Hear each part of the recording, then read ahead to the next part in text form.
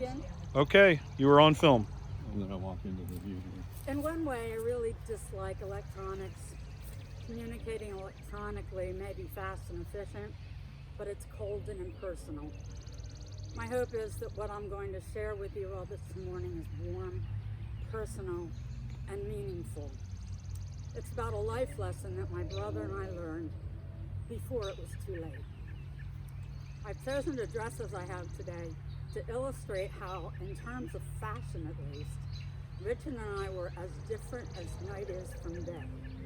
I have no doubt that is what he expected. But on an emotional plane, we were absolutely in sync. We loved each other. I could tell you lots of stories about my big brother, but that's not what I want to focus on when I remember my brother here today. Our family was not effusive when it came to expressing our feelings of love toward one another.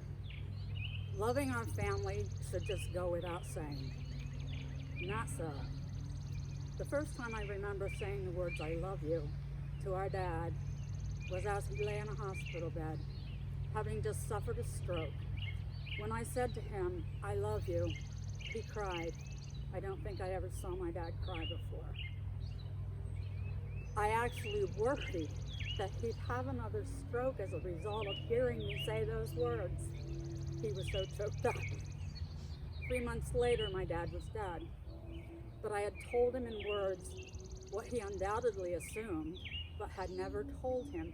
But I'd never told him until I was terrified that he was going to die. But I said it, and he didn't die without having heard those words from me.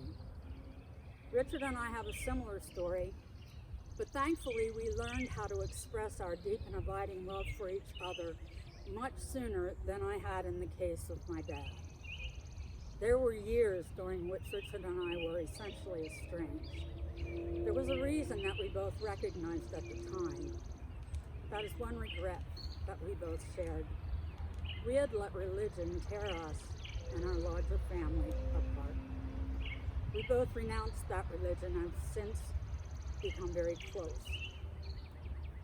A while back, I asked Richard, with sadness over the past, why it took so long for us to express in words our love for each other.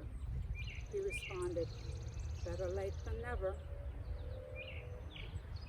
When Richard was hospitalized the last time because of a heart attack, no one expected him to survive, himself included. As he was being wheeled into ICU for what we all thought was the last time, speaking of electronics, he was texting me, saying his goodbyes. He texted me, "I love you both very much." He meant Jimmy's boss. But he did survive. We had a little more time. In that time, we became even closer, if that was even possible. Richard made me deal with his inevitable death. He helped me far more than I helped him. I loved my brother. He wasn't perfect. None of us are. We all have shortcomings. To borrow very loosely a concept from the Christian Bible, may we all let love cover the many shortcomings of those we love.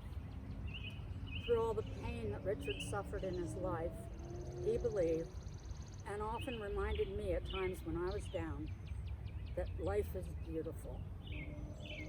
As my brother did, and as he encouraged me to do, I try every day to see the beauty in life. May we all endeavor to follow Richard's dream. She's surprised she made it. Anyway, so. If anyone else would like to say anything, you're welcome to it. I couldn't express what Sherry said any better. So.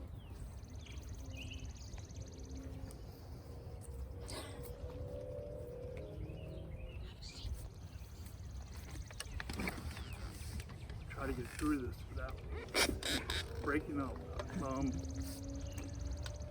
My name is Dave McCollum, and I've known Richard ever since I was 12 years old. Over 40 years. May I interject something? Richard often said that you were the closest he would ever come to having a son.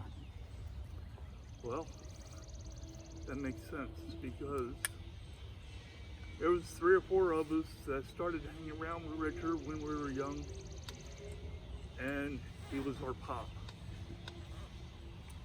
And out of all of them, I was the one that stayed closest to him.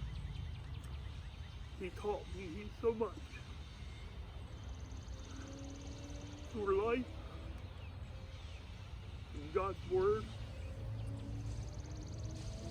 he was a mentor to me. He was a caregiver to me. When I left my home, he took me in. We lived together for 5, 6 years.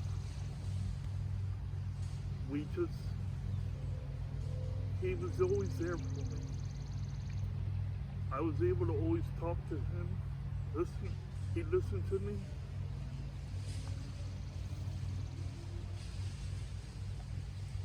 I love him dearly. And as Sherry said, he didn't always express his feelings, but the last text I got from him was that he was in the hospital, he had had a heart attack again, and he didn't think he was going to survive, and that he loved me.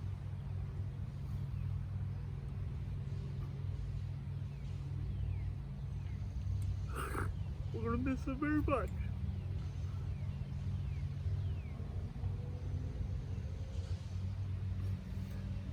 The comforting thing is that I know now he is at peace. He knows the truth better than anybody could ever possibly know at this point. All his questions have been answered. And our hope is that we will see him again. We know we will see him again one day.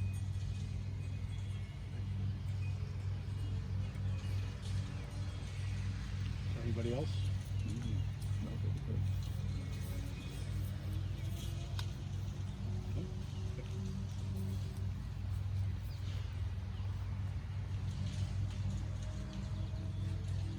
Hi, my name's Cynthia McComb. I'm husband of David McComb. I love Richard. The first time I met him, I called him Pop with an S, and he right away corrected me. It's just Pop. I have enjoyed his company.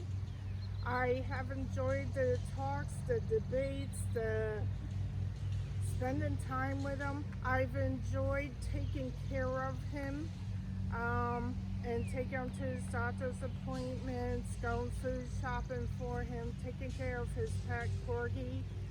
I miss even some of his other pets that he had, Snowy and Claus.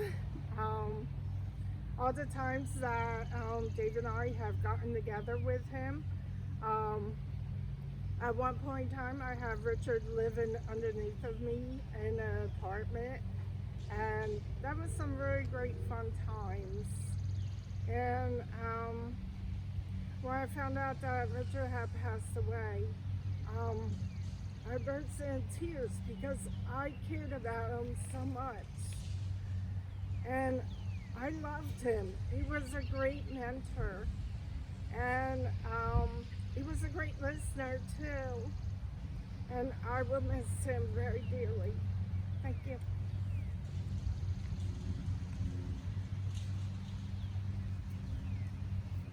Is there anyone else? Okay. I will conclude the video.